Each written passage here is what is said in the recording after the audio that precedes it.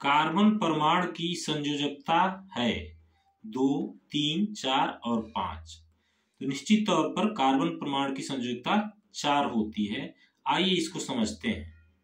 तो यहाँ पर आप देखिए, कार्बन जो परमाणु होता है उसका संकेत C होता है, उसका परमाणु क्रमांक 6 होता है।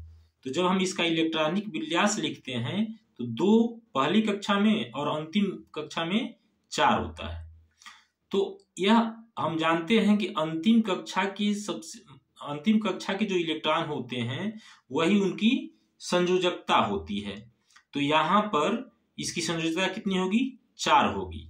और उन्हीं 4 संयोजकताओं को चूंकि कार्बन परमाणु जो होता है वह सहसंयोजक बंध बनाता है, यानी दूसरे परमाणुओं के एक इलेक्ट्रॉन का चारों इलेक्ट्रॉन एक एक इलेक्ट्रॉन का साझा करते हैं। तो किसी भी तरह से ये 4 बंध बनने चाहिए। तो यही ये साबित करता है कि कार्बन परमाणु की कितनी संयोजकताएं होती हैं? 4 संयोजकता होने के कारण ही अन्य परमाणुओं के साथ यह 4 बंध बनाता है। अगला प्रश्न है, कैल्शियम फास्फेट का सूत्र है CaPO3 का होल ट्वाइस, CaPO4, Ca3PO4 का होल ट्वाइस और CaP2O4। तो आइए इसको देखते हैं। अब यहाँ पर ध्यान दीजिए बेटा, यहाँ पर एक कैल्शियम आयन है। तो सबसे पहले हम कैल्शियम का संकेत जो होता है Ca, इसका परमाणु क्रमांक 20 होता है। तो जब इसका इलेक्ट्रॉनिक विन्यास लिखेंगे तो 2, 8, 8 और 2 होगा। इसका अर्थ है कि सबसे बाहरी कक्षा में यहाँ पर 2 इलेक्ट्रॉन हैं। ये 2 इलेक्ट्रॉन क्या करेगा? अपनी बाहरी कक्षा में 8 पूरा करने के लिए 2 इलेक्ट्रॉन ये त्याग कर देता है। तो ज्यों ही यह किसी को दे देता है तो इसकी बाहरी कक्षा में 8 इलेक्ट्रॉन हो जाते हैं। अब 2 इलेक्ट्रॉन देने के कारण इस पर 2 धन आवेश आ जाते हैं, क्योंकि यह दाता है तो जो देता है उस पर धन आवेश आ जाता है। तो ये 2 धन आवेश हो गया, यानी कैल्शियम की संयोजकता 2 हो गई। और PO4 जो है एक मूलक है, इसकी संयोजकता 3 होती है। ये याद कर लेंगे, ये ऊपरी कक्षाओं में 11-12 में पढ़ेंगे कि कैसे 3 होता है। तो यहाँ पर इसको PO4 की संयोजकता 3 होती है। अब होता क्या है कि सबसे पहले हम प्लस वाले को लिखते हैं, यानी धातुओं को लिखते हैं। तो कैल्शियम Ca लिख देंगे और फिर PO4 ब्रैकेट में लिख देंगे।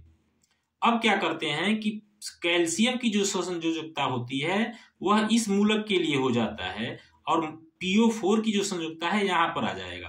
तो PO4 की संयोजकता 3 है तो Ca3 हो गया और PO4 पर क्या हो गया? कैल्शियम की संयोजकता 2 चली गई।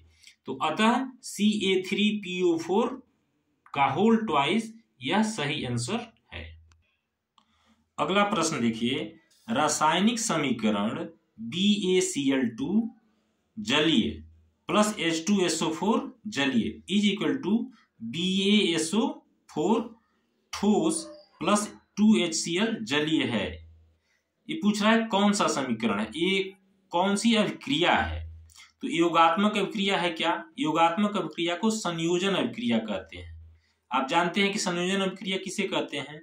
जिसमें 2 या 2 से अधिक पदार्थ मिलकर रासायनिक अभिक्रिया के बाद केवल एक पदार्थ का निर्माण करते हैं, तो योगात्मक हो गया। निराकरण अभिक्रिया ये नहीं है। अवक्षेपण अभिक्रिया, यह अवक्षेपण अभिक्रिया हो सकती है। क्यों? क्योंकि आप देख रहे हैं कि इस अभिक्रिया के दौरान BaSO4 जो है, ये वाला BaSO4 ठोस अवक्षेपित हो जाता है। तो इसलिए इस अभिक्रिया को हम अवक्षेपण अभिक्रिया कहते हैं। और पूछ रहा है इनमें से कोई नहीं, तो इसकी कोई मतलब नहीं है, यह अवक्षेपण अभिक्रिया है। यह द्विविस्थापन अभिक्रिया भी है। हम लोगों ने जो पढ़ा है अभिक्रियाओं को, उसमें द्विविस्थापन अभिक्रिया भी है। लेकिन एक अलग अभिक्रिया आप जानिए कि जब किसी जलीय रासायनिक अभिक्रिया के दौरान कोई किसी ठोस का निर्माण यदि हो रहा है तो उस अभिक्रिया को हम अवक्षेपण अभिक्रिया भी कहते हैं। तो इस तरह से इसका उत्तर तीसरा हो जाएगा।